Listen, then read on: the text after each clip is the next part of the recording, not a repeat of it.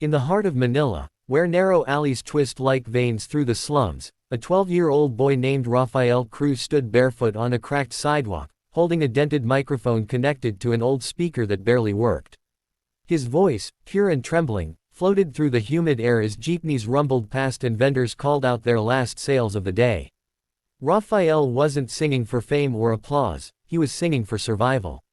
His mother lay sick in their small shack, and his little sister often went to bed hungry. Every coin that dropped into his tin can meant food, medicine, and another day of hope. Yet, when he sang, he forgot the hunger, the pain, the noise around him. His voice carried something magical, an innocence that could silence chaos. Passers-by sometimes paused, their busy steps slowing, drawn by a sound too honest to ignore.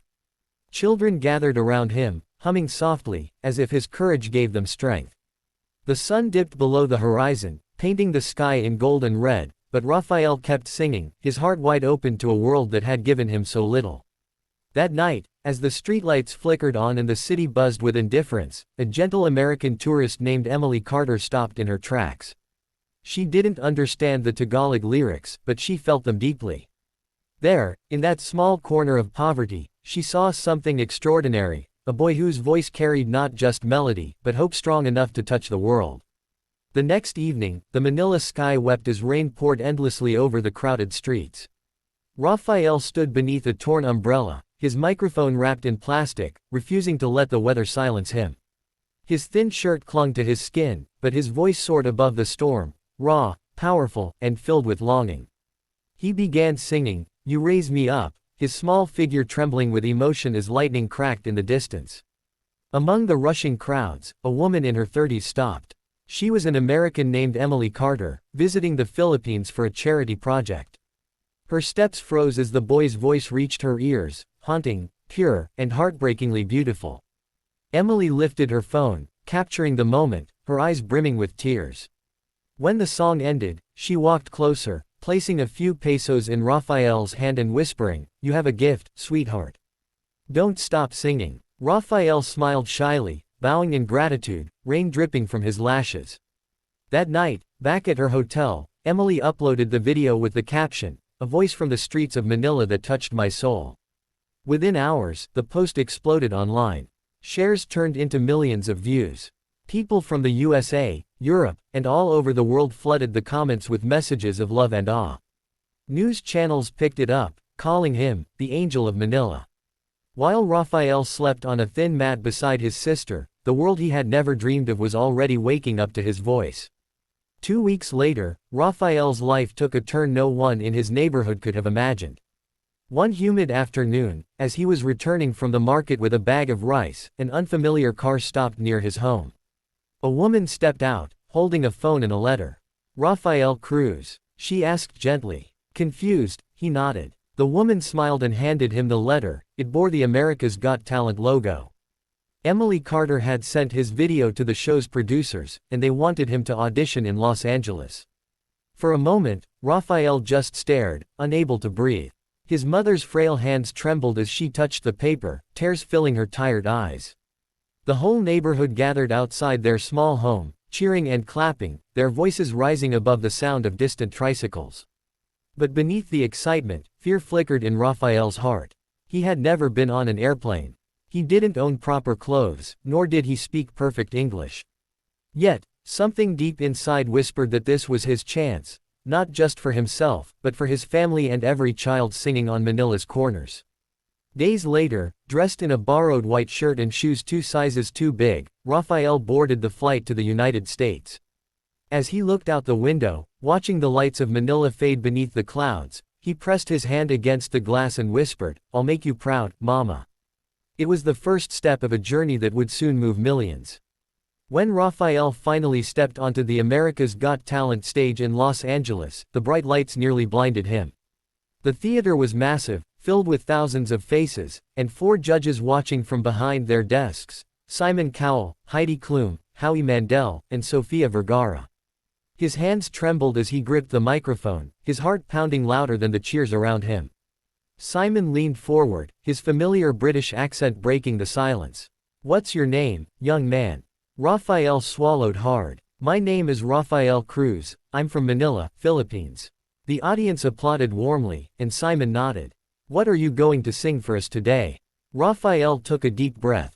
Bridge over troubled water. The music began softly, and Rafael closed his eyes. His voice emerged fragile at first, then strong, pure, and angelic. The crowd fell utterly silent.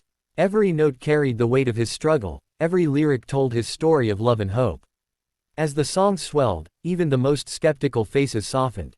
By the final line, tears glistened in Simon's eyes. He stood, clapping slowly, his voice breaking as he said, "Rafael, you didn't just sing a song, you reminded us what music is supposed to do." The entire audience rose to their feet, cheering as golden confetti rained down from above. Rafael stood frozen, overwhelmed, tears streaming down his cheeks. For a boy who once sang on broken streets, this moment wasn't just a performance, it was a dream turning into destiny. The world couldn't stop talking about the boy from Manila. Overnight, Rafael became a global sensation. News stations across the USA replayed his audition, calling it the performance that healed hearts. Donations poured in for his family, and offers from record labels flooded his small email inbox. But even with fame knocking on his door, Rafael remained the same humble boy who once sang barefoot in the rain. When America's Got Talent ended, and though he didn't win the final trophy, he had already won something far greater, the love of millions. After returning to the Philippines, cameras followed him through the same narrow alleys where his journey began. This time, however, the streets weren't filled with silence and struggle, they echoed with laughter and music. Rafael had used his earnings to open a small music center named the Harmony Project, built right in the heart of his old neighborhood. It became a safe haven for street kids, a place where voices once drowned by hardship could finally be heard. He taught them how to sing, how to dream, and how to believe that kindness can rewrite destiny. One evening, as he listened to a little girl practicing the same song that had changed his life, Rafael smiled through tears. "The world gave me a chance," he whispered, "now it's my turn to give one back." In that quiet moment, the same magic that began on the streets of Manila bloomed again, this time, through the voices of many. Months later, the once forgotten streets of Manila had transformed into a place of melody and hope. Bright murals covered the old gray walls, painted with words like, "Dream, hope," and "Kindness is the strongest song." Inside the small music center he built, Rafael sat on a wooden stool surrounded by children of all ages. Some held tiny guitars, others tapped rhythm on tin cans, and a few just sang with all their hearts. Cameras from around the world had come to film him, yet Rafael seemed untouched by the fame that surrounded his name. He looked happiest there, barefoot again, smiling among the very children he once stood beside. When a reporter asked, "Rafael, after everything you've achieved, what do you want people to remember about you?" He paused for a moment, eyes glistening. "I want them to remember that kindness gave me my voice," he said softly. "I was just one boy singing for my family, but because someone cared enough to listen, my song reached the world." The children around him began singing, "You Raise Me Up," their voices rising together, pure and full of life. The sound drifted out into the neighborhood, where people stopped to listen, just as Emily Carter once did that rainy night. As the camera panned out, Rafael lifted his gaze to the sky and smiled. His dream had come full circle, from the slums to the stage, and back to the streets where it all began. Hope, it seemed, had finally found its home.